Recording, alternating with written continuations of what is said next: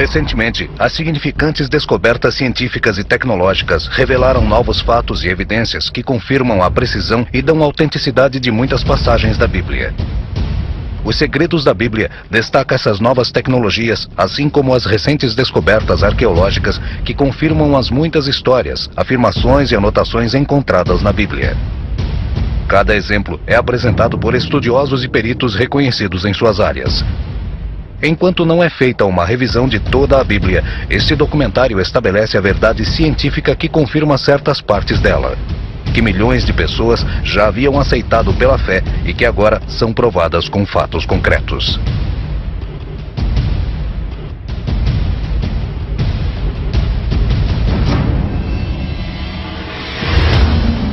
A Terra foi criada em um único momento?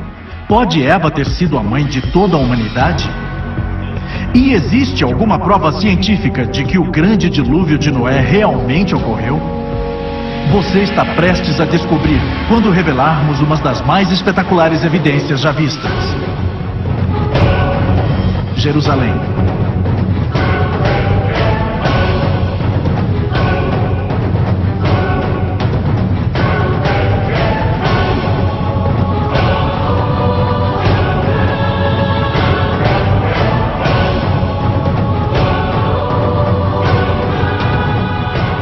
Os Segredos da Bíblia.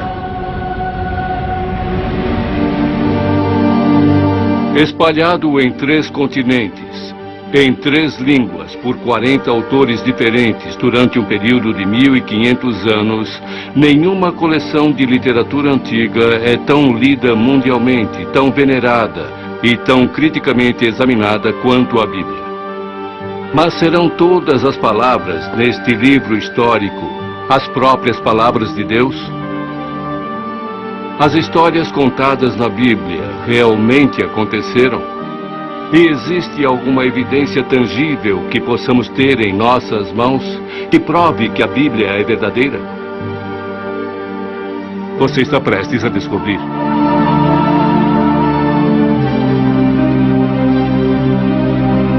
Nossa investigação começa com a mais famosa linha da história escrita. No início, Deus criou os céus e a terra.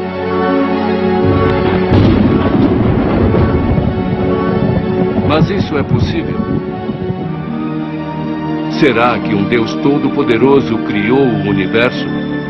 O que a ciência moderna tem a dizer a esta pergunta? Basicamente, temos que acreditar que a matéria sempre existiu ou foi criada. Hoje, as evidências apoiam fortemente a teoria do Big Bang. Imagine por um momento tudo o que existe no vasto universo. Cada cordilheira, cada floresta, todo o corpo de água, todo o planeta distante. Tudo espremido em um pequeno ponto microscópico do começo de tudo. Os cientistas dizem que o universo explodiu e começou deste ponto inicial. Enquanto o universo se expandiu, ele se esfriou. Qualquer coisa que se expande esfria, e neste momento o universo tem uma temperatura de 3 graus acima de zero. Nós detectamos esta radiação como radiação de micro-ondas. Observatórios do Polo Sul medem a distribuição das micro-ondas através do espaço e fornecem informações relativas às mais antigas condições do universo. Então o Big Bang não é uma ideia teórica, é algo que estamos observando e medindo. Então, a melhor evidência científica sugere que o universo começou confirmando as palavras do Gênesis. Existia evidências científicas convincentes de que esse conto bíblico de Adão e Eva é, na verdade, história. Pode cada ser humano do passado, presente e futuro traçar sua árvore genealógica de volta até um homem e uma mulher? E a comunidade científica se refere a este Adão genético que eles encontraram como o cromossomo Y Adão. E eles se referem à mitocôndria do DNA da mulher como Eva. E isto é relacionado na literatura científica como a hipótese do Jardim do Éden. Eles tiraram sequências mitocondriais de um número de diferentes grupos étnicos no mundo inteiro e determinaram que cada um deles descendeu de uma fêmea. Poderia esta fêmea ser Eva, a primeira mulher criada no livro de Gênesis? A evidência é convincente. Você também poderia voltar pelo cromossomo Y e traçar uma linhagem por ele até Adão. E a ideia é basicamente a mesma. Olhando para as diferenças na sequência do cromossomo Y, cientistas realmente pesquisaram isso. Na verdade, muitos deles pesquisaram isso e determinaram que nós todos provavelmente viemos de um indivíduo. Aqui, nossa investigação vai da suposição científica para a carne, o sangue e os ossos da criação. O que é interessante é que o ápice, o clímax dessa criação, a última coisa mencionada é criada. Depois que todo o resto está preparado para ele, vem Adão. E dizem que Adão foi criado da poeira do chão e do sopro de Deus. E o que isso nos diz é que, sim, os seres humanos são uma parte da criação como qualquer outra coisa. E também nos diz que nós temos, e Adão também tinha uma relação especial com Deus. Então Deus criou o homem como a sua imagem. Como macho e fêmea, ele os criou. De acordo com a Bíblia, Adão era responsável por tudo o que tinha na terra e gozava de uma relação íntima com a natureza. Embora Adão vivesse em perfeita harmonia com a natureza, ele não era completo. Quando Adão e Eva se encontraram pela primeira vez, Deus levou a mulher ao homem. E Adão aparentemente ficou surpreso por ter achado um semelhante. É interessante que ele a encontrou depois que ele já havia nomeado todos os animais. Então ele sabia em sua mente que não existia ninguém como ele, até que ele a conhece. Quando Adão foi criado, ele foi criado como robô. Adão tinha livre-arbítrio, então havia uma questão se ele ia obedecer a Deus ou não. Culturas antigas do deserto valorizam altamente o gosto das frutas. Não é nenhuma surpresa que o livro de Gênesis se utiliza da imagem de uma árvore frutífera para significar conhecimento. Eles estão na árvore do conhecimento sobre o bem e o mal, e é a serpente que se chama de Satanás conquista Eva e a faz cair em tentação. A serpente se utiliza de uma estratégia em sua visita. Ela questiona a confiabilidade do trabalho de Deus. E agora a serpente que está tentando Eva pergunta: será que é mesmo verdade que você não pode comer de nenhuma das frutas do jardim? Então Eva diz: bom, me deixe ver ao certo. Não podemos tocar ou comer da árvore do conhecimento do bem e do mal. E é essa a função da árvore do conhecimento do bem e do mal, da qual Deus falou a Adão para que não comesse dela. Aqui é o ponto dessa questão. Não há nada de mal em comer da árvore do bem e do mal. A questão é: será que Adão vai obedecer a Deus, mesmo quando ele não entender as razões? Ou será que ele pensará que sabe mais do que Deus e comerá a fruta?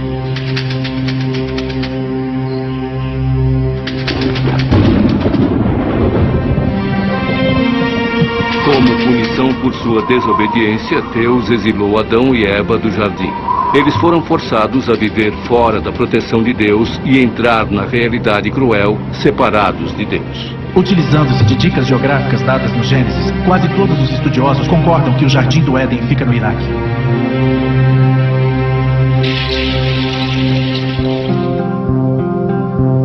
De acordo com o livro de Gênesis, a expulsão do paraíso inicia um tempo de maldade sem precedentes. Baderna e violência correm soltas pela terra. Irmão assassina irmão. Este é o pano de fundo de uma das histórias mais controversas do Velho Testamento. A história de Noé e sua arca. Quando chegamos ao tempo de Noé, Deus havia sido paciente até este ponto, mas agora ele está determinado a pôr um fim à humanidade pecadora através de uma inundação. Eu trarei uma inundação de águas sobre a terra para destruir toda a carne, e tudo que está na terra irá morrer. Noé obedeceu a Deus e preparou sua família. A família de Noé carregou o barco com comida e com os animais que logo repovoariam a terra. Inicialmente cético, o povo da época de Noé pediu misericórdia. Mas era tarde demais, e Deus fechou as portas da arca.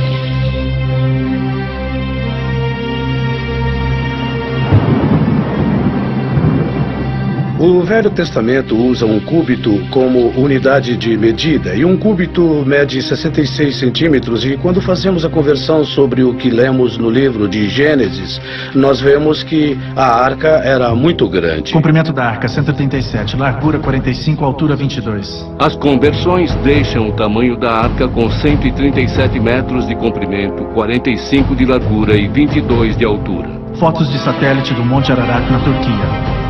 Mas certamente uma inundação catastrófica deixaria impressões geológicas e antropológicas.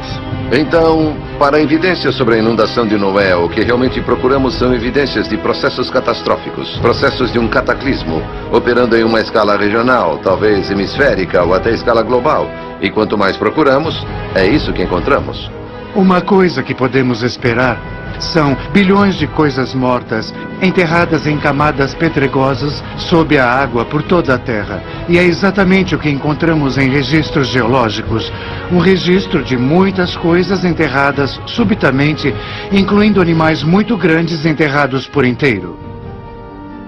Como a teoria da inundação global se encaixa com sítios geológicos como Grand Canyon? Contamos coisas diferentes sobre sua história. Da forma como o evolucionista aprendeu a pensar, como eu fui ensinado a pensar, como todos nós aprendemos a pensar em nossa educação. Que o processo presente se encaixa em tudo. Então você vê este canyon de 28 quilômetros e aqueles pequenos rios lá embaixo. E aquele rio está, suponho, fazendo alguma erosão. No ritmo atual, o rio levaria milhões e milhões de anos para cavar o Grand Canyon. Mas a criação pode ser uma ideia diferente. Ela propõe, parece para todo mundo, que um volume muito maior de água passou por aqui rapidamente, cavando esse buraco. Esta seria a grande inundação da época de Noé. A interpretação dessas informações pode ser apoiada? Aliás, até meus colegas evolucionistas reconhecem hoje que o Rio Colorado nunca poderia cavar um cânion como este. A mecânica de erosão está toda errada. Simplesmente não cavaria um cânion como este. E eles também chegaram à conclusão de que um enorme volume de água correndo por aqui há muito tempo cavou este cânion rapidamente.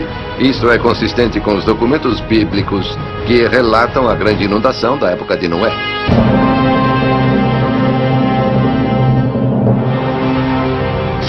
No próximo bloco, será que as cidades originais do pecado, Sodoma e Gomorra, existiram de verdade? E existem fantásticas profecias científicas no livro de Jó? O filho de Adão. Caim inventou a agricultura. Ele foi também o primeiro a ser assassinado. O livro de Gênesis. Os segredos da Bíblia. O Gênesis descreve Deus como brando quanto à ira, porém rápido e decidido em julgamento. Talvez nenhuma história do Velho Testamento demonstre a intensidade da cólera de Deus mais vividamente do que a tragédia de Ló e sua família. A história de Sodoma e Gomorra é sobre pecado e sobre punição. É sobre Deus decidindo que ele já teve o suficiente sobre a justiça e maldade e ele agirá, destruindo tudo. Após uma briga territorial com seu tio Abraão, Ló decidiu levar sua caravana para fora dos portões de Sodoma e Gomorra, um lugar conhecido por seus costumes terrivelmente pecaminosos. Por fim, Ló se dirigiu à cidade, mesmo Deus enviando mensagens de que Sodoma e Gomorra seriam devastadas por causa de seus pecados. Ló sofreu muito em Sodoma. Aqui estava ele entre todas essas pessoas que, como conta as histórias, eram muito más com os estrangeiros. Ele é um estrangeiro, querendo se adaptar, mas sem obter sucesso. Podemos aprender com essa história. Então, quando os anjos vieram resgatá-lo, o resto da cidade o perseguiu. A família de Ló fugiu em pânico. temos esta pequena informação de que a esposa de Ló decide olhar para trás, talvez em arrependimento ou pensando se realmente queria deixar aquele lugar, e ela se transforma num punhado de sal. A explicação mais óbvia para a destruição de Sodoma seria um evento sísmico. Um grande terremoto que liberou um monte de matéria. A Bíblia fala de muito fogo que acaba incendiando Sodoma. As evidências nesse sítio são de que os prédios estão queimados. Os arqueólogos acreditam que as ruínas de Sodoma e Gomorra descobertas a sudeste do Mar Morto estão sobre uma linha falha. As evidências sugerem que os prédios começaram a queimar pelos telhados. Os geólogos vão mais adiante. A pressão de um terremoto pode ter emitido betume e enxofre, substâncias presentes na área. A densa fumaça relatada por Abraão era compatível com o fogo de tal material. Sodoma e Gomorra são citadas em literaturas secundárias, todas entre o período do Segundo Templo e no período do Novo Testamento. São mencionadas especificamente no Gênesis Apócrifo, um dos pergaminhos do Mar Morto.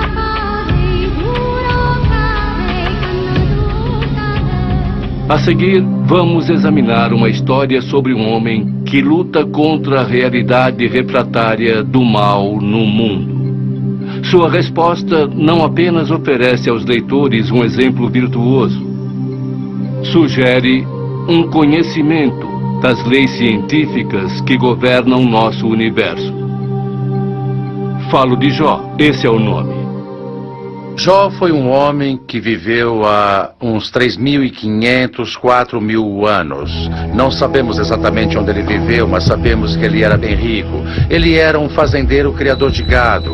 Era bastante abençoado por Deus em termos de riqueza e saúde, boa família, excelente reputação na comunidade. No início do livro de Jó, os leitores são introduzidos a uma cena do tribunal celestial, onde essas figuras chamadas de filhos de Deus, a quem chamaríamos mais tarde de anjos ou como servos de Deus, por assim dizer, que vêm reportá-lo sobre as atividades. Uma dessas figuras, Satã, atuava tanto como promotor como carrasco. E a petição de Satã a Deus era de que este homem era justo porque Deus lhe dera muito conforto, e Satã quis fazer um experimento. Vou tirar tudo dele e aposto que Jó irá rebelar-se contra o Senhor. E Deus disse, pode fazer isto, mas não tire sua vida. E você conhece a história. Satã, com a permissão e consentimento de Deus, traz todos esses desastres físicos e calamidades na vida de Jó. Então ele perde suas propriedades, perde sua família, perde sua saúde. É levado ao estado mais inferior. Terá Deus me abandonado? Ou pelo menos parece que sim. Por quê?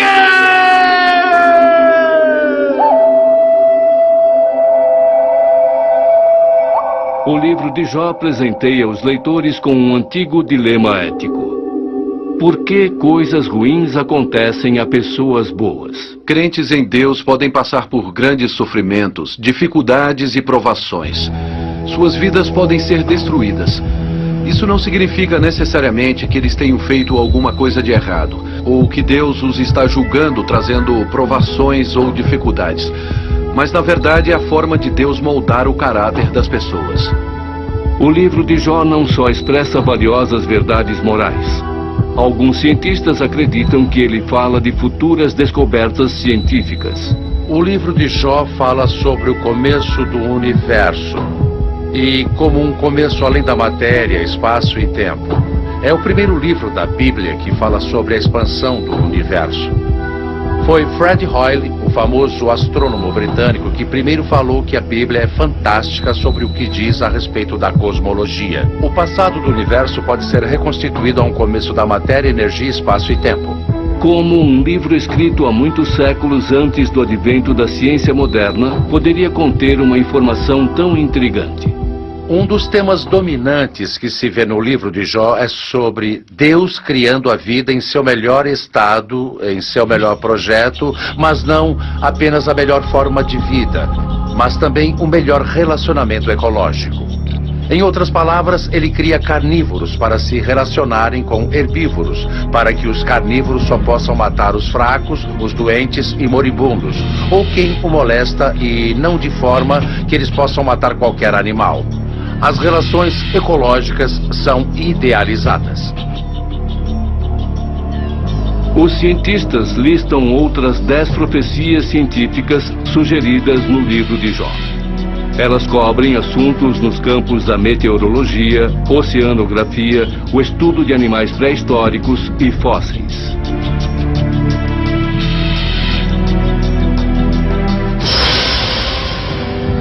No próximo bloco, Abraão, José e Moisés.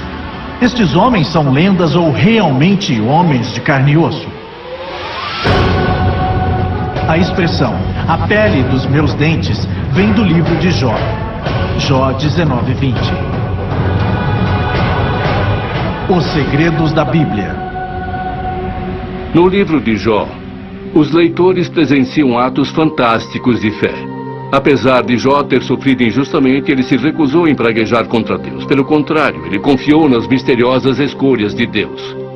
E falando de fé, nenhum homem do Velho Testamento demonstrou sua fé tão destemidamente quanto Abraão. Através da maior parte da história da vida de Abraão, sua mulher Sara não consegue ter filhos, mesmo com os dois tentando isso por muitos anos. Então é uma fonte de frustração para eles.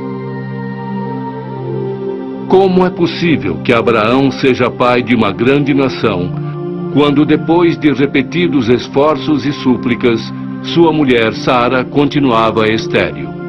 O milagre da promessa de Abraão é que muitos anos se passam e Sara não dá um filho a Abraão. Ela está quase com 90 anos antes de conceber este filho. Este milagre, sozinho, a incompreensibilidade de como uma mulher com 90 anos pode dar à luz a uma criança. É uma promessa, novamente, de que Deus agiu, de que Deus mantém as suas promessas. Abraão foi recompensado por sua fé constante. Ele recebeu seu tão esperado filho, o herdeiro de sua promessa.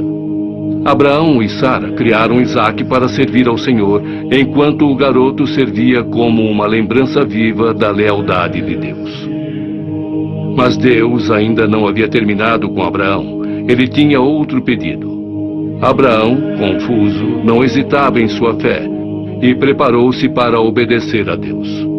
Satisfeito com a fé de Abraão, Deus interveio para fornecer um substituto. Abraão, não encoste um dedo no menino. Agora eu sei que teme a Deus, porque você não negou o seu filho a mim. Seus descendentes serão tão numerosos quanto as estrelas.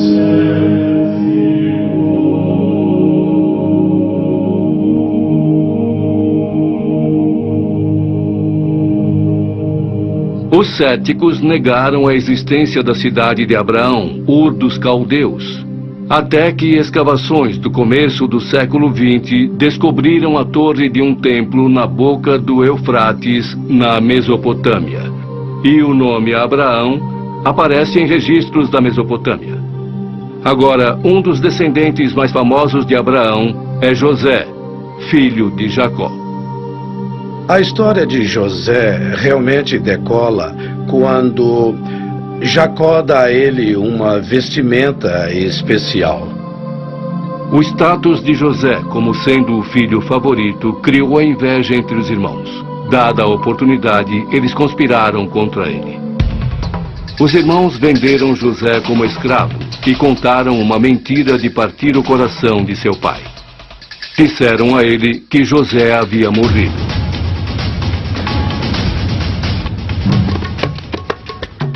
Chegando ao Egito, José foi vendido aos serviços de Potifar, um oficial do alto escalão do Egito. José progrediu servindo a Potifar, até que a esposa deste revelou apetite por José. Ela queria ficar íntima dele e José, obviamente, resiste às suas investidas. Mas ela fica tão aborrecida e arma para ele, resultando na prisão de José. A prisão foi brutal. mas Deus permaneceu com José durante seu tempo no cativeiro. O faraó, perturbado com seus sonhos recorrentes, procurava um intérprete. Seu copeiro se lembrou de José e o trouxe diante do faraó. O faraó forneceu a José os detalhes de seus sonhos. Milagrosamente, José interpretou os sonhos como um alerta profético da chegada de um ciclo de fome. O faraó, com problemas em lembrar seus sonhos, precisava de um intérprete. Seu copeiro-mor se lembrou de José e o trouxe diante do faraó. Este forneceu a José os detalhes de seus sonhos. Milagrosamente, José interpretou os sonhos como um alerta profético da chegada de um ciclo de fome. Aliviado, pois poderia preparar seu reino antecipadamente, o faraó recompensou José, elevando-o a segundo comandante. Alguns críticos questionam a história de José, sustentando que um estrangeiro nunca alcançaria um posto tão alto na corte egípcia. Mas os mais antigos dizem outra coisa. Sabemos de pessoas de origem estrangeira adotando costumes egípcios, chegando ao topo da pirâmide da administração egípcia. A história de José é ainda mais fascinante por ele ser um hebreu vivendo em um mundo egípcio. Mas ao longo do tempo, muitas gerações egípcias se esqueceram dos bons trabalhos de José. Na verdade, o faraó se sentia ameaçado pela crescente presença dos estrangeiros hebreus. Em um ataque de paranoia, o faraó manda que as parteiras afoguem os filhos dos escravos hebreus nas águas lamacentas do rio Nilo. É a partir destas tristes circunstâncias que temos a história de Moisés, o visionário legislador. Amram e Joquebede, pais de Moisés, colocaram-no em uma arca num pequeno barco feito de junco no rio Nilo e deixando seu destino nas mãos de Deus. Deus foi muito gentil, pois foi a filha do faraó que resgatou o cesto do rio. Este é o significado de Moisés, retirado das águas. E depois ele se tornou um príncipe na casa do rei. Moisés foi educado e treinado na corte do faraó, onde cresceu com o rico conhecimento dos egípcios, matemática, filosofia, medicina e arquitetura. Embora Moisés tivesse sido criado na aristocracia, ele não podia negar sua origem hebreia. Os hebreus eram constantemente maltratados e culpados por causar problemas. Um dia, Moisés presenciou um momento que mudaria sua vida. Onde está o seu Deus? Ele merece morrer como um cachorro. Todo esse Cheio de indignação, Moisés executou sua vingança. Impressionado, Moisés escondeu o corpo e seu crime sob a quente areia do deserto. Moisés era um homem marcado, é claro, agora que ele havia matado este oficial. Então ele foi à península do Sinai. Após passar 40 anos no Sinai, escondido como um pastor, Moisés teve um encontro com o divino.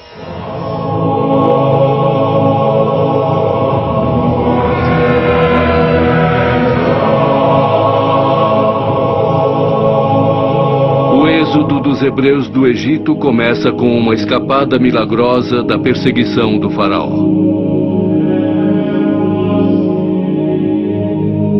A fuga da escravidão para a terra prometida é marcada por desrespeito e desobediência a Deus.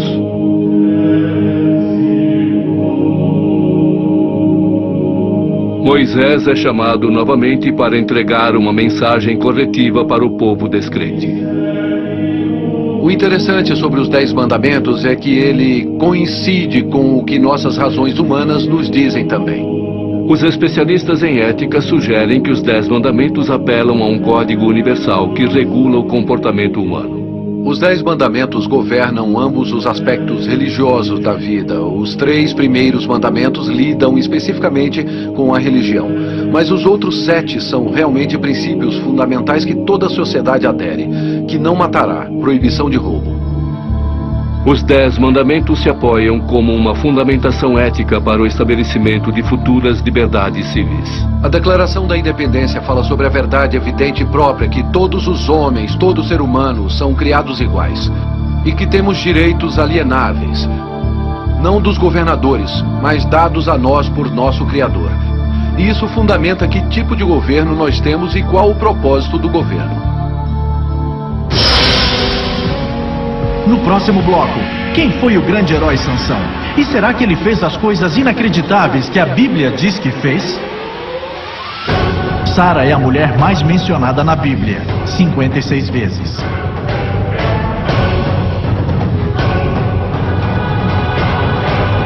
Os segredos da Bíblia. No mundo, portanto, Moisés é celebrado como um visionário corajoso. Na verdade, de acordo com a Bíblia, seu encontro com Deus produziu os princípios morais nos quais a maioria das civilizações modernas se apoia. Lembre-se, Moisés nasceu sob a ameaça de morte. Nosso próximo herói tem um começo mais promissor. Seu nome é Sansão. Quando Sansão nasceu, seus pais lhe passam o que chamamos de votos nazirenos. Os votos nazirenos incluem muitas coisas. Uma é que você nunca beberá vinho, nunca beberá nada fermentado ou nenhum tipo de álcool. E a outra é que nunca poderá cortar o cabelo. Não há nada especial ou mágico sobre os votos. Eles são um sinal de devoção a Deus. E se Sansão foi criado para servir a Deus, então seria importante para ele mostrar devoção de alguma forma. Em uma época de opressão brutal, sob o domínio dos filisteus, Sansão emergiu como um líder de grande força física. O livro dos Juízes o julgam como um herói militar e um líder carismático. Alguém que mostra uma habilidade peculiar para lutar e para liderar os outros na batalha contra seus inimigos.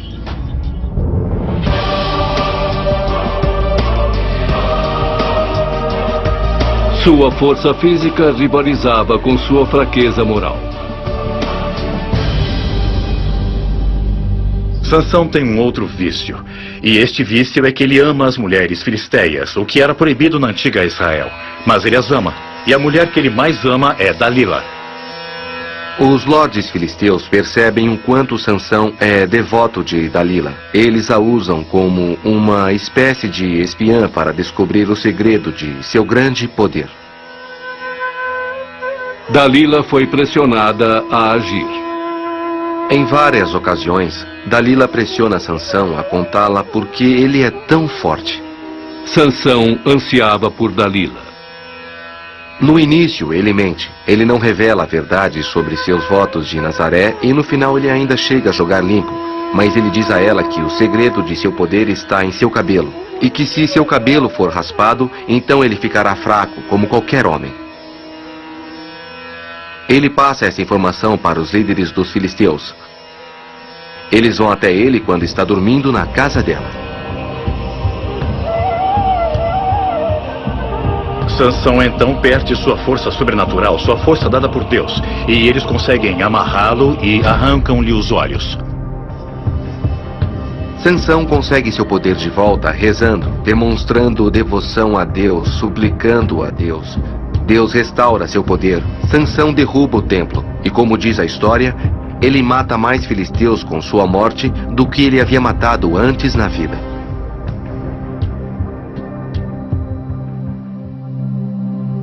A busca de Sansão por prazer lhe custou sua liberdade. Mas as cordas dos filisteus não podiam amarrar sua determinação. Hoje o mundo procura por líderes que combinam a coragem e a força de uma pessoa como Sansão com a sabedoria e o senso crítico de um sábio. Todas estas qualidades podem ser encontradas neste último herói, Davi. Deus enviou Samuel a Belém para a família de Jessé para anunciar que Davi seria o próximo rei. A escolha de Deus por Davi foi estranha, porque não era um ancião. E também o que é que as pessoas procuravam? Elas procuravam pelo maior indivíduo, pelo mais forte. Davi logo teria a oportunidade de se provar competente como líder. E claro, essa é a famosa história de Davi e Golias. Davi novamente está de volta com as ovelhas, enquanto seus irmãos estão no exército lutando contra os filisteus. Mas os filisteus eram superiores tecnologicamente a Israel. Os filisteus usavam armas de ferro, portanto, deixando Israel em desvantagem tática. A única vantagem estratégica dos judeus era o controle das terras altas, dificultando o ataque dos filisteus. Os filisteus tinham recorrido a um costume antigo que era a batalha dos campeões. Então eles colocaram o seu campeão Golias para desafiar um campeão de Israel.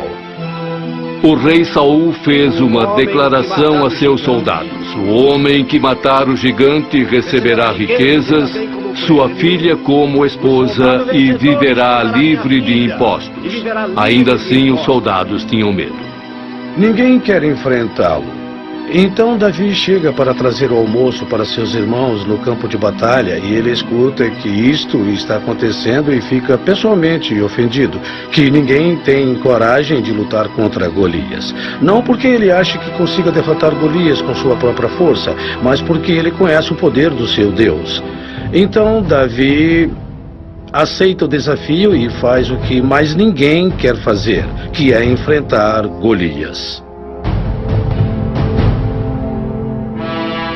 Davi se jogou aos pés do destino divino. Agora Davi utilizou uma espécie de estilingue, uma funda, e imaginamos crianças brincando com estilingues, mas estas são armas de verdade. Os exércitos utilizavam estas armas e dentro do exército de Israel, os guerreiros benjaminitas eram peritos no uso da funda.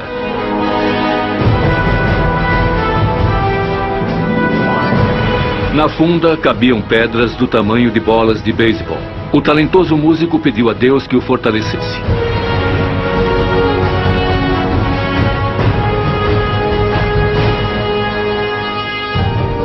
Os céticos discutem há muito tempo que Davi era uma lenda inventada por um bando de nômades inconsequentes. Até 1993, quando arqueólogos escavando no norte de Israel descobriram uma laje de pedra onde o nome de Davi está inscrito.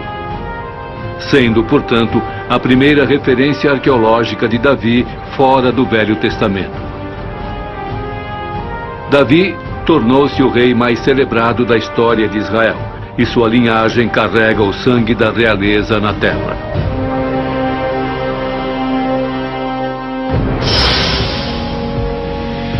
No próximo bloco, o que os cientistas escavaram nos anos 60 que prova a precisão da Bíblia? O primeiro livro da Bíblia, Gênesis, vem da palavra grega que significa início.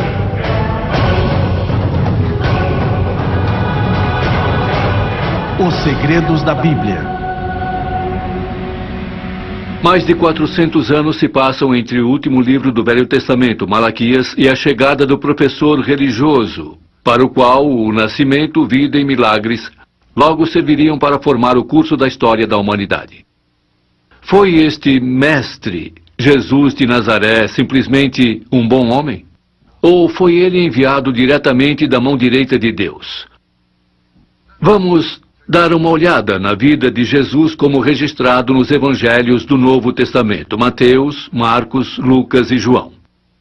Uma pergunta para os especialistas é: será que estes contos de evangelho são confiáveis? A veracidade da Bíblia tem sido repetidamente provada e demonstrada. Muitas pessoas tentam achar contradições na Bíblia e realmente não existe nenhuma. Estou para encontrar uma evidência histórica que seja contrária ao que está nas Escrituras ou o que está na Bíblia. Para mim, a Bíblia impressiona em termos de sua precisão histórica. Enquanto a arqueologia continua a descobrir novas evidências e enquanto manuscritos são descobertos, a trajetória completa é que os autores bíblicos são muito confiáveis pela forma como apresentaram a história. Eis como funciona a regra. Quanto mais longe você for removido, a partir do primeiro século, fica cada vez mais nublado. Por causa da arqueologia e por causa de 2000 anos de excelente educação bíblica, está ocorrendo o oposto. Estamos tendo uma imagem cada vez mais clara e certeira do que está acontecendo. Não existe nenhuma evidência histórica que desaprove a Bíblia.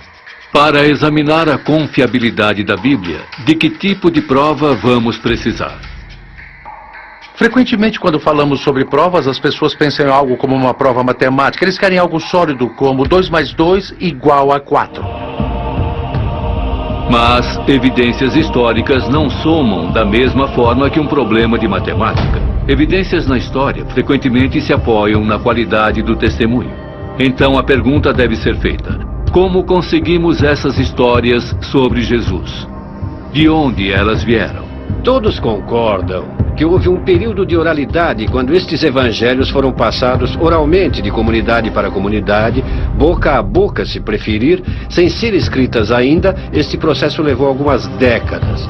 Mas foi em um contexto judeu de que eles estavam acostumados a recitar orações que eles haviam memorizado.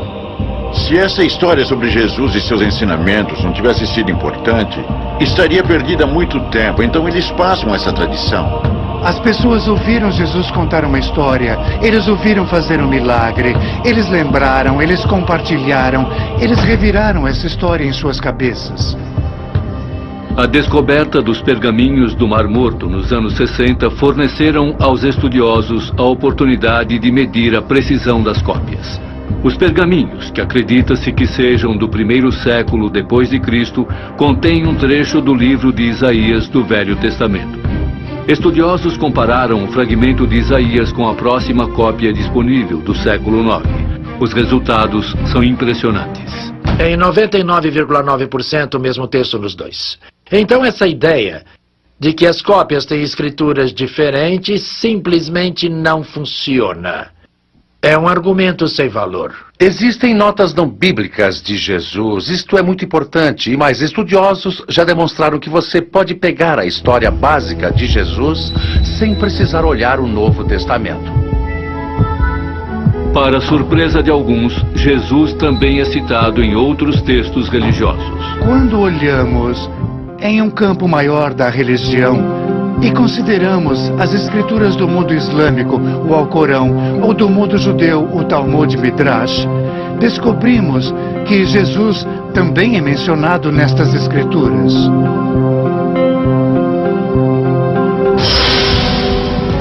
No próximo bloco, que provas existem de que Jesus realmente existiu? E existe alguma evidência de que ele realmente fez milagres? O rei Davi é o mais mencionado na Bíblia, 1118 vezes.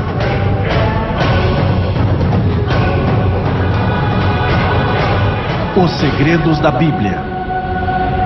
Agora, desviamos nossa atenção para o conteúdo dos evangelhos. Que tipo de pessoa eles retratam? O que eles nos dizem sobre o próprio Jesus? Os evangelhos são biografias, mas não são biografias no senso moderno. Biografias modernas dependem de uma narrativa em primeira pessoa, gravações de áudio, gravações de vídeo e escrituras deixadas para trás pelo sujeito. Para que tipo de pessoa a veracidade da Bíblia tem sido repetidamente provada e demonstrada? Muitas pessoas tentam achar contradições na Bíblia e realmente não existe nenhuma. Jesus chega ao Rio Jordão para ser batizado por João, um entusiasta religioso de aparência miserável e pregação fervorosa que o tornaram um pária impopular.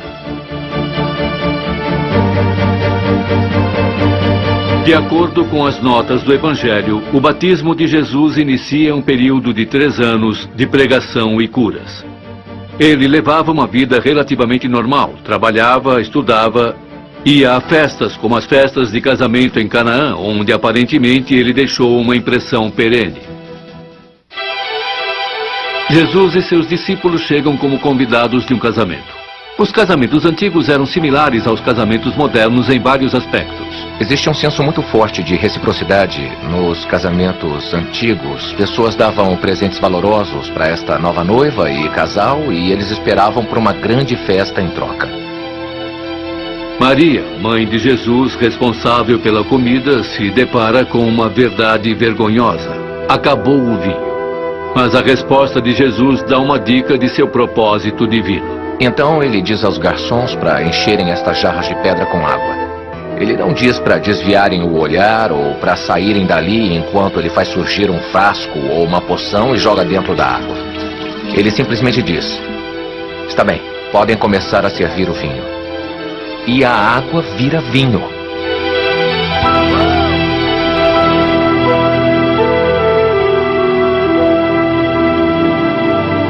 Os arqueólogos encontraram grandes pedaços de jarras de pedra do mesmo tipo das que o Evangelho diz que Jesus usou quando transformou água em vinho em um casamento judeu na cidade galileia de Caná. Acredita-se que esta igreja em Canaã é o local em que Jesus fez seu primeiro milagre. No próximo bloco, o que arqueólogos descobriram que definitivamente prova que uma das mulheres mais notáveis da Bíblia realmente existiu. Matusalém é a pessoa mais velha que já existiu. Ele morreu com 969 anos. Livro de Gênesis. Os segredos da Bíblia. Os evangelhos nos dizem que enquanto Jesus andava pela região curando os defeituosos e pregando o perdão dos pecados, um plano maligno contra seu primo João Batista estava se desenrolando. João Batista, aparentemente, havia ofendido Herodes Antipas, o governador da Galileia, e Heródias, sobrinha e nova esposa dele, ao denunciar publicamente a relação deles como algo inadequado. Então Heródias conspirou com sua filha Salomé para silenciar João Batista de uma vez por todas. A celebração do aniversário de Herodes forneceu a ocasião perfeita para seu plano malvado. Evidentemente, o show montado foi tedioso. Então, sua querida segunda esposa Herodias, para esquentar as coisas, pôs sua filha dançarina Salomé para fazer uma dança sensual, o que evidentemente virou a cabeça de Herodes. Então ele disse: peço o que quiser que será seu, mesmo que seja metade do meu reino. Então Salomé, ao invés de fazer o óbvio e pedir metade do seu reino, pediu pela cabeça de João Batista, que estava na prisão do palácio. Herodes cumpre sua promessa ao levar para Salomé e sua mão Heródias a cabeça do profeta. Igualmente fascinantes escavações arqueológicas recentes dão luz à confiabilidade desta história do Evangelho. O Novo Testamento também nos dá uma evidência importante sobre Herodes Antipas, em conexão com a história sobre a decapitação de João Batista, que aparentemente aconteceu aqui. Essa história é lendária, mas o palácio de Antipas e a dança de Salomé aconteceu exatamente aqui, nessas ruínas. Eu vou lhes mostrar. Nós encontramos o pavimento. A escavação feita no norte de Israel em 2006 provou ser histórica.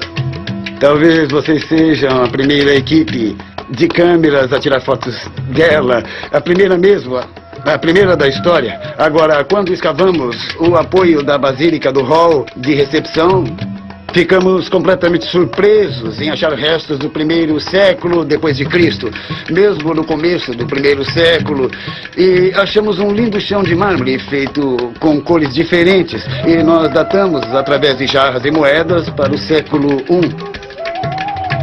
Já que todo mármore era tão caro e como todo mármore vinha dos palácios herodianos, estou quase convencido que este chão era parte desse famoso palácio.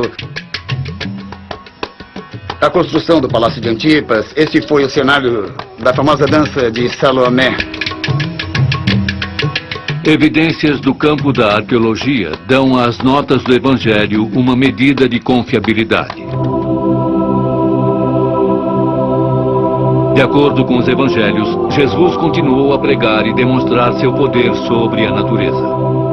Ele usava este poder para amenizar o sofrimento das pessoas que acreditavam em sua mensagem.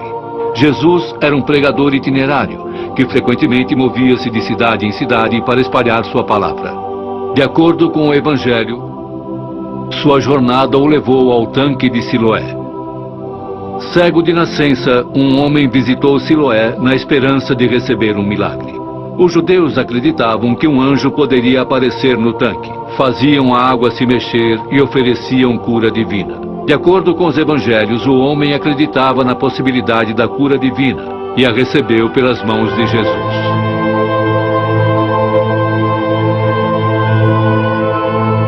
Mas existem evidências de que tal lugar existiu? Bem, agora as grandes e boas notícias. É somente um pouco mais longe, descendo as colinas em Siloé, nos subúrbios do sul de Jerusalém. Eles descobriram, é claro, a magnífica entrada da piscina. Os evangelhos descrevem Jesus exercendo autoridade sobre vários aspectos da natureza. Cada milagre que Jesus fazia aumentava o seu perfil e convencia mais ainda os seus discípulos de que ele era o Messias. Dentre os milagres de Jesus, um dos mais espetaculares é quando acalma a tempestade. Um dia, Jesus e seus discípulos estavam no mar da Galileia. Embora conhecessem o mar, uma terrível tempestade pôs os discípulos em um pânico amedrontador. No meio disso, os discípulos estão em pânico. As ondas estão batendo no barco e eles ficam com medo de que o barco irá se partir. Eles se apressam em acordar Jesus. Jesus se levanta para acalmar a tempestade e o medo dos discípulos.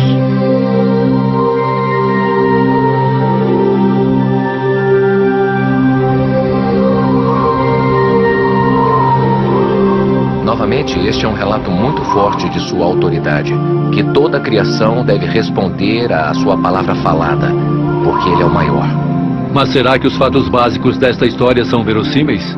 O Mar da Galileia é um lugar muito interessante. Ele fica como em uma tigela, com violentas tempestades de vento, com os ventos batendo contra as montanhas e criando situações modais muito assustadoras. Uma das mais excitantes e recentes descobertas arqueológicas se passou na Galileia, onde um barco que Jesus e seus discípulos poderiam ter usado apareceu na primavera de 1986.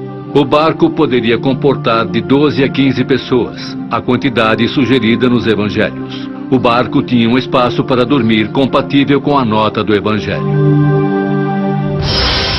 No próximo bloco, novas e fascinantes evidências de que a crucificação de Cristo foi um verdadeiro evento histórico. E testemunhas que dizem que a ressurreição realmente aconteceu. A Bíblia foi originalmente escrita em 3 línguas: hebraico, grego e aramaico.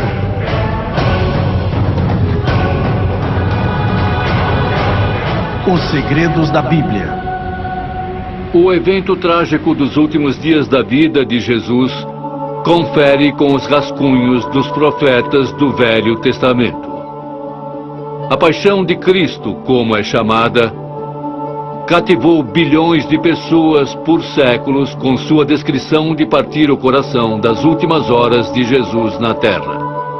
Com o passar dos anos, muitos se tornaram céticos sobre a história da paixão. Alguns dizem que são apenas personagens infames e que Pôncio Pilatos e o grande sacerdote Caifás nunca existiram. Outros sugerem que a ressurreição foi uma elaborada mentira. O que dizem nossos especialistas?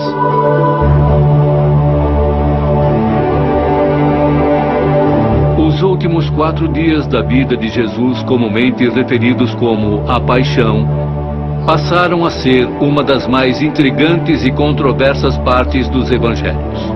Nos dias que antecedem sua crucificação, Jesus entrou de forma triunfal em Jerusalém. Enquanto passava pelos muros da cidade, espectadores saíam de suas casas para cumprimentá-lo e saudá-lo com folhas de palmeiras. Isso seria muito comumente conhecido hoje como Domingo de Ramos. A notícia da chegada de Jesus se espalhou rapidamente entre o alto clero judeu do Sinédrio. Eles viam o popular galileu como uma grande ameaça para seu controle do povo judeu. Caifás, o mais cético e cínico dos sinédrios, conspirou com o resto do conselho para pôr um fim à missão de Jesus. Na história do julgamento de Jesus, existe este homem, Caifás, um sacerdote. No começo dos anos 90, uma descoberta arqueológica significativa foi feita em um túmulo escavado na cidade de Jerusalém. Uma série de pequenas caixas, chamadas ossários, foram encontradas. Após o corpo de um ente querido ter sido completamente decomposto, a família reuniria os restos para guardá-los dentro dessas caixas de ossos. Para se lembrarem de quem eram os ossos em cada caixa, eles rabiscavam os nomes no fundo da caixa. Então, quando esse túmulo foi escavado, eles encontraram o nome Caifás. Os ossos que encontraram na caixa eram os ossos de um homem de 60 anos. O nome, a data e a inscrição no ossário incrivelmente batem com a descrição e a época do sacerdote judeu Caifás dos Evangelhos. Então, será que temos os ossos do sacerdote Caifás, a pessoa mencionada no julgamento de Jesus? É bem provável. Em sua primeira noite da Páscoa judaica, Jesus sentou com seus 12 discípulos para a festa de Páscoa que ficou conhecida como a Última Ceia. É nessa refeição que Jesus revela aos seus apóstolos, de acordo com as Escrituras, que ele seria traído por um deles. Eu começaria pensando na paixão pelo jardim do pecado. Logo depois da Última Ceia, Jesus chegou ao jardim com 3 de seus discípulos favoritos, Pedro, João e Tiago. Quando Jesus foi ao Getsemane, depois da Última Ceia, ele foi lá para orar. O jardim de Getsemane era uma horta de olivas encostada aos pés de uma grande colina fora de Jerusalém.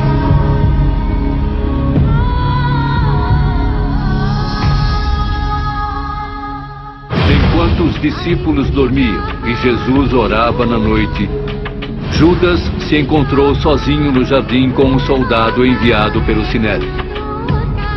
Judas havia combinado com o soldado que ele marcaria Jesus com um beijo da morte.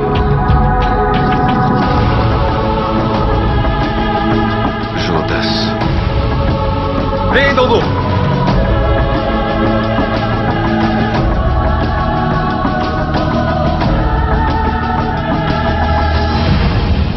Jesus foi levado ao Sinédrio na casa de Caifás.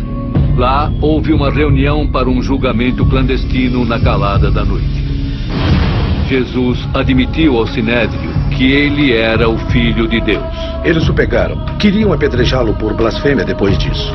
Jesus foi então levado ao governador romano Pôncio Pilatos para ser condenado à morte.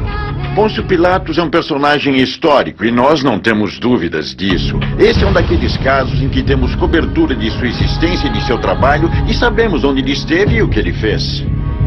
Especialistas concordam que existe uma montanha de evidências que provam que Pilatos era o governador da Judéia na época da morte de Cristo. Existe uma inscrição que foi encontrada nos anos 60 por uma famosa equipe de escavação italiana que trabalhava em Cesareia. A equipe de escavação tirou uma pedra que era parte de uma escada do século IV. Entretanto, quando eles viraram a pedra, viram que ela tinha sido reutilizada e que era, na verdade, do século I.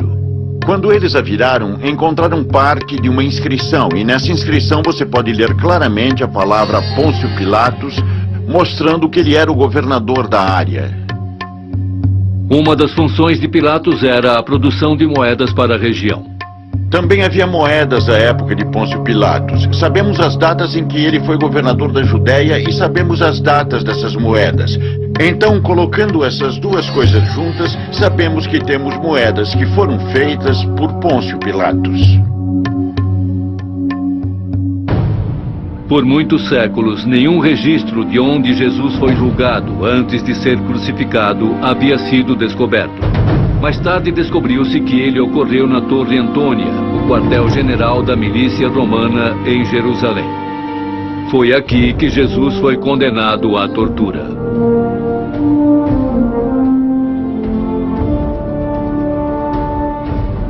Depois que tiraram suas roupas e o espancaram, os soldados colocaram uma coroa de espinhos na cabeça de Jesus para zombar dele. Depois o levaram para as colinas do Calvário, empurrando e chutando enquanto ele se esforçava para carregar sua própria cruz. Este local de execução tinha o nome de Gólgota, o local da caveira.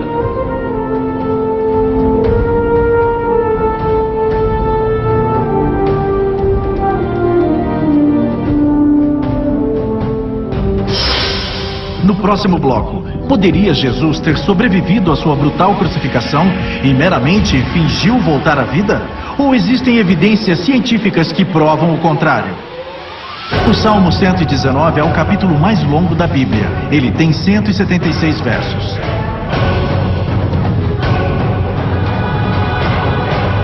Os segredos da Bíblia.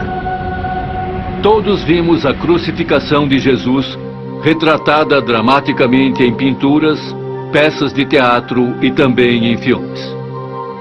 Mas como alguém passa por esta forma tradicional de execução bárbara? Temos muitas evidências literárias de crucificações. Jesus não foi a única pessoa a ser crucificada. Era uma prática relativamente comum. Era uma execução horrível e costumava ser usada para o que era considerado um crime horrendo. A cruz usada na Palestina na época era mais parecida com o que chamam de cruz alta, e o que ele carregava seria a madeira horizontal apenas. A parte vertical já estava no chão. Enquanto Jesus se esforçava para subir as ruas irregulares e cheias de pedras de Jerusalém, sua condição física deteriorou. Jesus já estava próximo da morte quando carregava a sua cruz pelo Calvário. Conforme o volume de sangue cai, a pressão sanguínea também cai. Então os batimentos cardíacos aceleram, e podemos entender isso, pois Jesus está carregando a cruz até o Calvário. Ele não consegue se livrar disso. Quando Jesus chega ao topo da colina, foi jogado ao chão, e seus braços foram esticados contra a madeira horizontal e pregados na cruz. Ao contrário das crenças populares e descrições da crucificação, os pregos utilizados para prender Jesus na cruz não foram pregados na mão. Um prego atravessado na mão não aguentaria o peso do corpo. Ele rasgaria a pele e Jesus cairia da cruz. Eles eram fincados na base da mão, bem abaixo do que chamamos de palma. Assim não haveria forma de a pessoa se libertar. Não só o pulso era um bom local de ancorar, era também uma forma de maximizar a dor, pois um grande nervo passa pelo túnel carpal dentro do pulso. Este prego, ao atravessar, esmaga o nervo mediano, o que causa uma dor torturante. Porque é pior do que bater o seu cotovelo ou um osso sensível. Isso não é nada comparado com o que aconteceria se você imaginar só batendo contra o cubital. O quanto seria pior se você pegasse um alicate e esmagasse o cubital. Toda vez que Jesus se endireitava para cima para aliviar o peso de seu corpo para que pudesse respirar, o prego pressionava o final do nervo, causando uma dor incrível.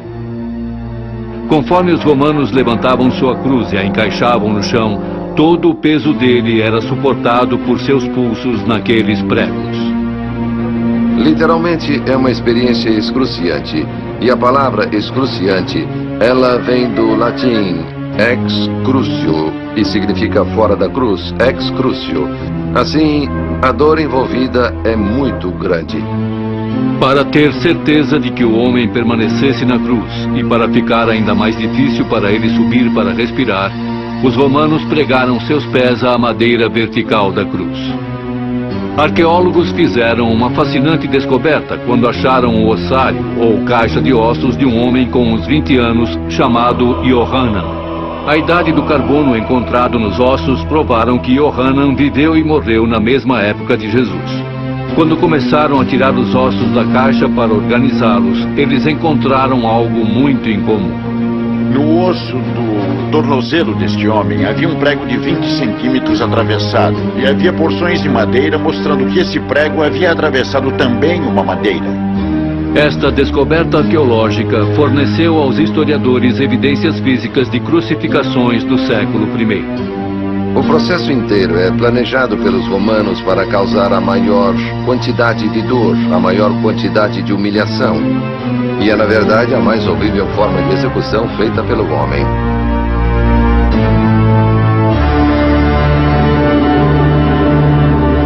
Céticos acreditam que Jesus sobreviveu à sua crucificação e que ele fingiu sua própria morte para completar as profecias do Velho Testamento. Mas por causa de registros históricos, sabemos com certeza que isso seria impossível. Algumas pessoas tentam dizer que Jesus desfaleceu na cruz e, de alguma forma, saiu da cruz vivo. Em primeiro lugar, se uma pessoa que estava sendo executada pelos romanos não morresse ao final do processo, os responsáveis pela execução seriam eles próprios executados. Em segundo lugar, de tudo o que acabei de descrever do processo, Não havia qualquer possibilidade de que ele pudesse sobreviver a isso. Ele estava absolutamente, positivamente morto quando foi retirado da cruz. Qualquer ideia de que ele sobreviveu é completamente absurda.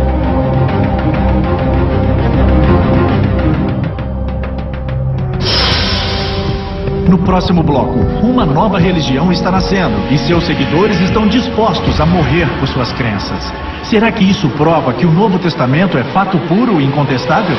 O primeiro livro impresso em 1455 por Johannes Gutenberg foi a Bíblia.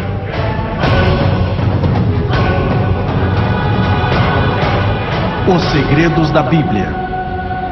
Depois de confirmar sua morte, a família de Jesus e seus seguidores estavam ansiosos para lhe dar um enterro apropriado antes do pôr do sol no começo do sábado. Um homem rico chamado José de Arimateia pediu a Pôncio Pilatos pelo corpo de Jesus, para que pudesse honrá-lo com um enterro judeu tradicional. José havia comprado uma grande pedra recentemente para ser esculpida para seu próprio túmulo. E foi lá que ele pôs Jesus para descansar. Um túmulo do século I é fácil de encontrar. Temos muitos exemplos arqueológicos de túmulos do século I. Uma pesada pedra em forma de roda foi posta na porta de entrada do túmulo e foi colocado um guarda romano em serviço na entrada, já que os sinédrios tinham medo de que os discípulos tentassem roubar o corpo e dizer que ele havia voltado à vida. Era lacrado na frente, tinha uma abertura pequena. Você precisava se curvar para entrar, e a primeira coisa que se via era uma sala grande e vazia. E também havia salas que se abriam para os lados, onde eram realizados os enterros. No domingo, Maria, mãe de Jesus, e Maria Madalena levaram temperos e óleos com a esperança de ungir o corpo de Jesus. Mas quando chegaram no local do túmulo, descobriram que a pedra havia sido rolada e o túmulo estava vazio. Maria e Maria Madalena foram recebidas por um anjo que lhes disse que Jesus de Nazaré acordou de sua morte e as instruiu para alertar Pedro e os discípulos que Jesus iria encontrá-los na Galileia. As mulheres não eram consideradas testemunhas confiáveis em tribunais. É, portanto, incomum que a primeira linha de testemunhos para a ressurreição de Jesus venha das mulheres nos evangelhos. O testemunho de uma mulher no século I não era nem válido, não tinha valor num tribunal. Se a igreja estava inventando a ressurreição, certamente não escolheria as mulheres para serem a primeira linha de defesa. Era quase uma certeza de que o túmulo foi encontrado vazio. A polêmica judia original contra a ressurreição presume que o túmulo estava realmente vazio. Tendo acordado da morte, Jesus primeiro apareceu para Maria Madalena. Mestre! Depois ele apareceu para dois estranhos que não o reconheceram.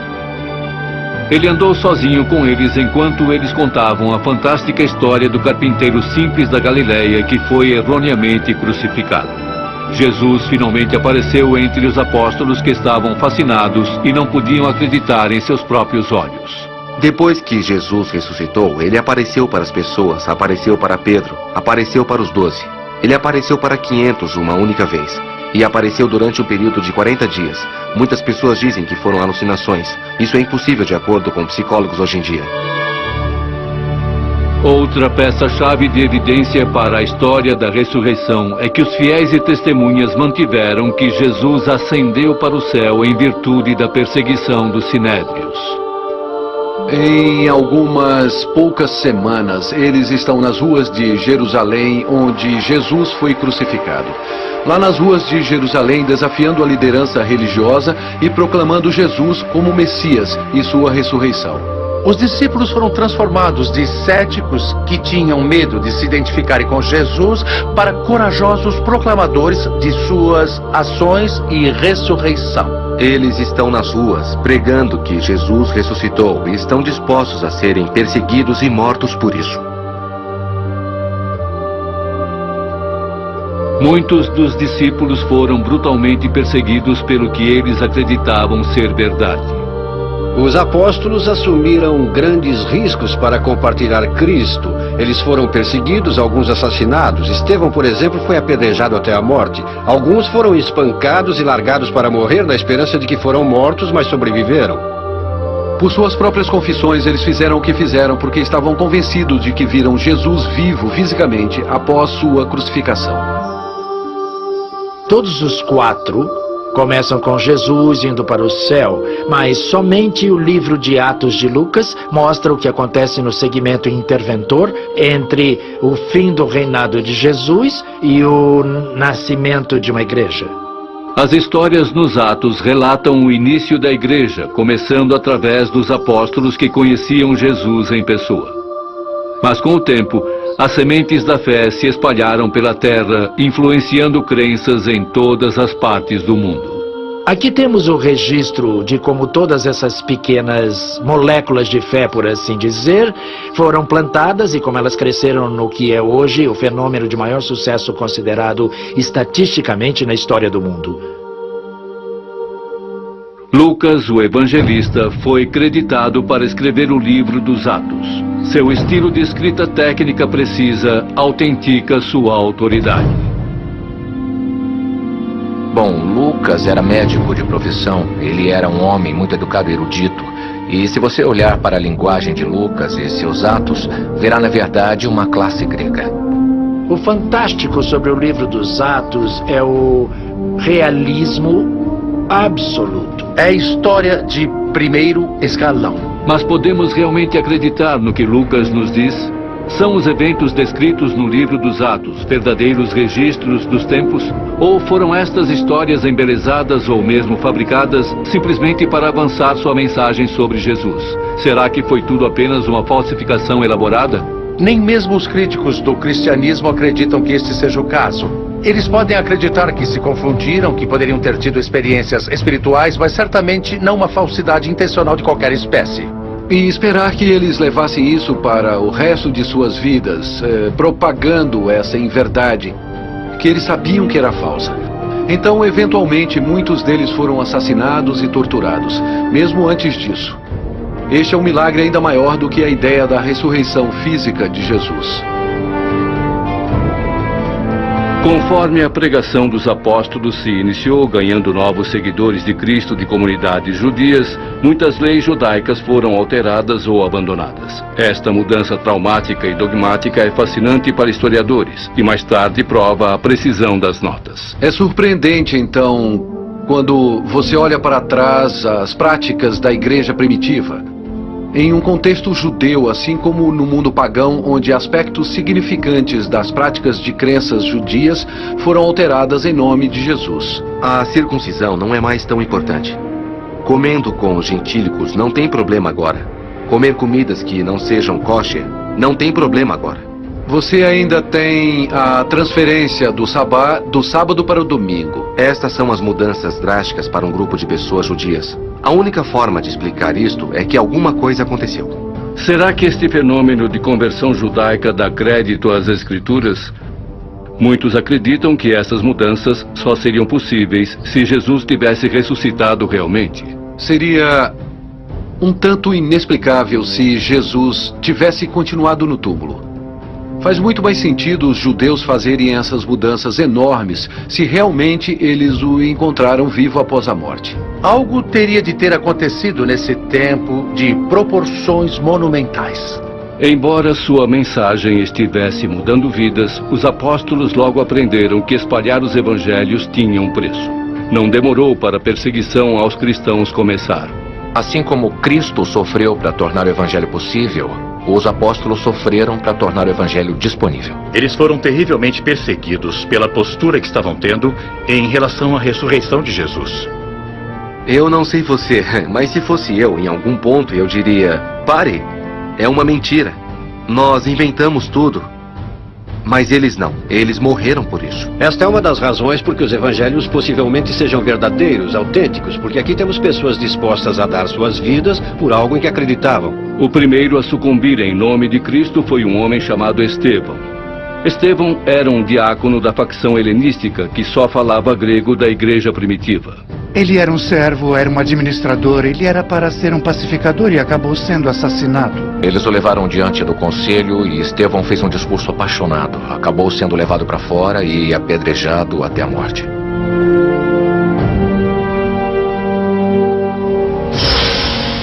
No próximo bloco, existe prova de que o monstro assassino Paulo viajou para Malta e Roma?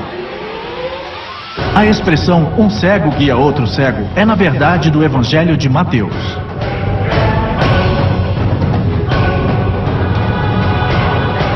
Os segredos da Bíblia. Este conto de um mártir tem uma virada peculiar. Um dos perseguidores de Estevão, um homem presente em sua execução, se tornaria um dos membros mais importantes da igreja primitiva e o foco do livro dos Atos. Ele era um fariseu de Tarso e para os primeiros cristãos era o símbolo da crueldade e da intolerância. Seu nome era Saulo. Ele era um verdadeiro homem de carne e osso da história. E acredita-se que escreveu uma grande porcentagem do Novo Testamento.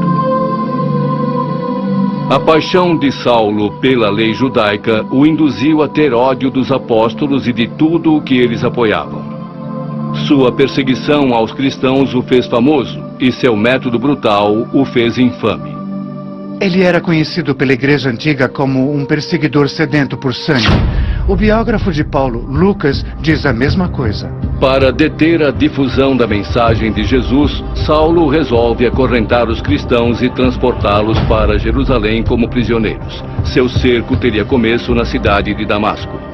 Então ele estava viajando para Damasco e quase chegando na cidade, de repente uma luz veio dos céus ao seu redor e ele caiu no chão e ele escutou uma voz que dizia: Saulo, por que está me perseguindo? E ele disse: quem é você?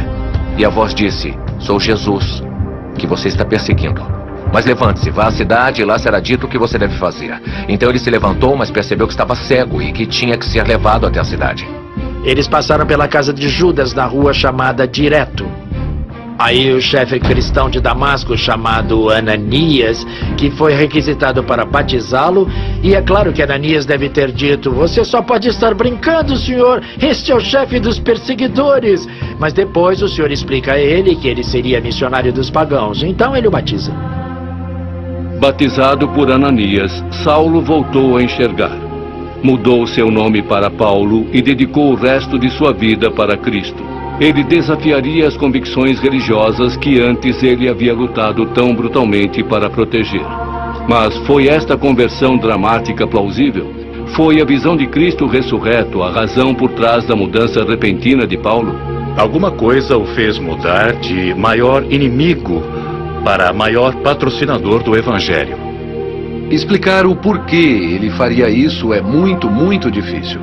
Fora qualquer teoria de esquizofrenia ou qualquer outro tipo de problema psicológico. De acordo com historiadores, o local retratado na conversão de Paulo está lá até hoje. Você pode ir para Damasco e ainda ver a rua chamada Direto. Em árabe é chamada de Darbi al-Mustaqim, o caminho reto. Eles ainda te mostram o que é suposto ser a capela de Ananias, onde Saulo voltou a enxergar. Apesar das perseguições e mal-entendidos, os apóstolos seguiram em frente. E, com o tempo, sua mensagem converteu muitos corações. Igrejas começaram a aparecer em todos os lugares e suas comunidades se reuniam para adorar o novo Messias. Mas aqueles novos cristãos ainda tinham algumas perguntas sobre Jesus e seus ensinamentos. Eles não sabiam como suas vidas deveriam ser conduzidas, como deveria ser sua fé. Mesmo recebendo isso por uma tradição antiga, é bom ter alguns escritos que os lembrem e os reforcem. Às vezes havia grandes discussões teológicas explodindo na igreja. Todos os apóstolos enfrentaram esses problemas de frente, carregando uma série de mensagens que se tornaram o livro de epístolas. Essas mensagens ministeriais se provaram tão eficazes quanto os próprios evangelhos. As cartas, as epístolas, foram escritas para responder perguntas muito práticas que estavam surgindo em várias igrejas a respeito de como levar uma boa vida cristã. No próximo bloco, artes antigas são evidências da jornada descrita na Bíblia de Paulo para Malta. Jesus chorou é o verso mais curto da Bíblia.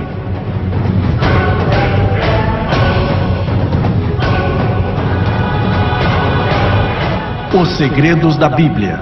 À medida que as cartas e ensinamentos dos apóstolos se espalharam pelo mundo antigo, as sementes do cristianismo germinaram. Mas o destino de Paulo estaria longe de ser florido. Como Estevão antes dele, sua incansável pregação sobre a morte e ressurreição de Jesus trouxe para si sua prisão, julgamento e execução. Mas não antes que Paulo viajasse para cá, a ilha de Malta, onde, de acordo com a Bíblia e historiadores, ele fez algumas de suas façanhas mais milagrosas. Durante o Império Romano, pregar a mensagem de Cristo significava arriscar a vida. Paulo acabou sendo preso e as razões para sua prisão são provavelmente muito complicadas. As autoridades judias queriam ver Paulo preso porque Paulo e os seguidores de Jesus emergiam como uma nova religião muito poderosa que ameaçava e competia com o judaísmo. Os romanos queriam que Paulo fosse preso porque lembravam que o fundador do cristianismo, Jesus, foi julgado e morto como criminoso. Então Paulo foi preso pelo que chamaríamos de razões religiosas e também políticas. Mas mesmo quando as portas da cela se fecharam para ele, o ministério de Paulo não terminou. Ele continuou escrevendo cartas e pregando o evangelho para qualquer um que o ouvisse. Ele poderia falar até com mais autoridade, escrevendo da prisão, porque agora ele era um prisioneiro de Cristo. Ele não tinha nada para lucrar pessoalmente, mas apenas a privação e sofrimento adicional de proclamar o evangelho da prisão. Descobertas arqueológicas recentes em Israel atestaram os detalhes das cartas de Paulo na prisão e até o próprio desenho de sua cela. E os 2 buracos da cela representam de forma muito bonita a vida de São Paulo. Em Cesareia, na prisão, foi um choque encontrá-la, foi uma linda descoberta. Porque pode explicar como São Paulo conseguiu escrever suas cartas na prisão. Essas ruínas dão vida às cartas de Paulo, confirmando a descrição de seu cativeiro e reforçando a autenticidade de sua história. As janelas são viradas para a rua, do outro lado do muro, o que significa que os prisioneiros recebiam sua comida e mantimento de seus parentes e amigos do lado de fora. Se você ler as cartas sobre São Paulo, este é exatamente o caso. Paulo continuou este ministério de dentro da cela até finalmente decidir apelar para o governador de Roma. Isso o levaria à sua jornada mais perigosa até então. Ele apelou a César dizendo: "Eu sou cidadão romano e tenho direito de apelar a César." Então ele foi a este tribunal de apelos e eventualmente foi enviado em um navio para Roma.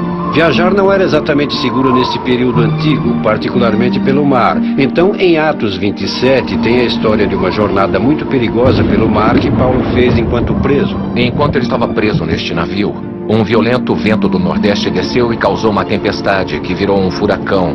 E havia os marinheiros de temporada que estavam no barco e que estavam muito assustados, com medo e convencidos de que iriam morrer. Mas então Paulo tem uma visão e um anjo diz a ele: "Não se preocupe, Paulo, todos aqui irão viver." Então o barco bateu contra pedras da ilha de Malta. Todos se seguraram a pedaços de madeira, remaram até a costa e todos sobreviveram. E esta profecia se realizou. Enquanto os tripulantes do navio fizeram sua apresentação, Paulo começou a espalhar sua mensagem para a comunidade maltesa. Vivendo neste lugar, conhecido hoje como a Gruta de São Paulo, ele pregou os evangelhos para os insulanos que nunca haviam tido ensinamentos cristãos antes. Paulo se aproveita de seu tempo ocioso, digamos assim, e prega e proclama o evangelho. O povo maltês ficava enlevado com as palavras de Paulo. Mas suas façanhas os assombravam mais ainda. As Escrituras dizem que Paulo começou a curar todos os doentes da comunidade, e ele próprio sobreviveu a uma picada mortal de cobra bem diante dos olhos de todos. Mas esta não foi a única marca deixada para trás. Estudiosos dizem que esta imagem, um retrato do menino Jesus e Maria, foi pintada pelo apóstolo Lucas durante sua estada com Paulo na ilha.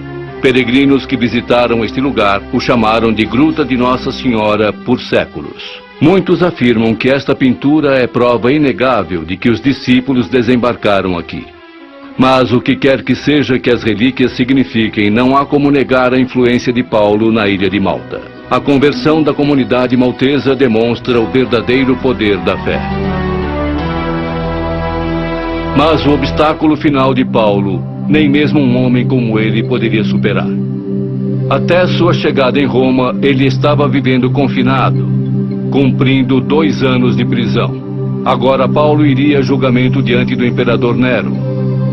E como testamento final de sua fé extraordinária, Paulo seria executado por decapitação.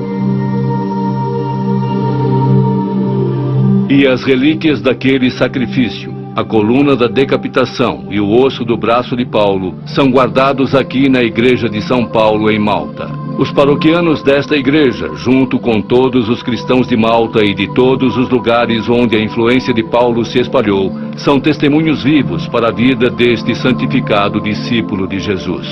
A influência de Paulo no cristianismo moderno não pode ser subestimada. O que temos de dizer é que, sem Paulo, nós não conheceríamos o cristianismo e a igreja como são hoje. Os Atos e as Cartas dos Apóstolos são mais do que uma coleção de missões e missivas. Eles fornecem evidências concretas amarradas a registros históricos e geográficos que provam a validade das jornadas dos discípulos e a fé que os fez passar por obstáculos surpreendentes. Em meio àquelas perseguições, as igrejas são estabelecidas e tornam-se, em um período muito curto de tempo, uma força dominante na história mundial. Estes escritos não são apenas importantes para a história. Passando por séculos, impérios e línguas, os Atos e as Cartas dos Apóstolos mantêm-se vivos e causam impacto até os dias de hoje. Contrariando os detratores da Bíblia, recentes descobertas científicas forneceram, na verdade, mais evidências para apoiar a autenticidade e precisão da Bíblia, ao invés de desacreditá-la. Foi a ciência que me fez reconhecer que um Criador deve existir. A veracidade da Bíblia tem sido repetidamente provada e demonstrada. Muitas pessoas tentam encontrar contradições na Bíblia, mas realmente não existe nenhuma. De acordo com os depoimentos de nossos especialistas, parece que a Bíblia é, na verdade, rica em fatos e pode muito bem ser precisa historicamente. Contudo, a pergunta permanece. As histórias da Bíblia devem ser contadas como sendo história ou como lenda? Somente você pode decidir. Entretanto, a nossa busca pela verdade nunca terá um fim. Como a própria vida, ela deve continuar. Obrigado pela companhia.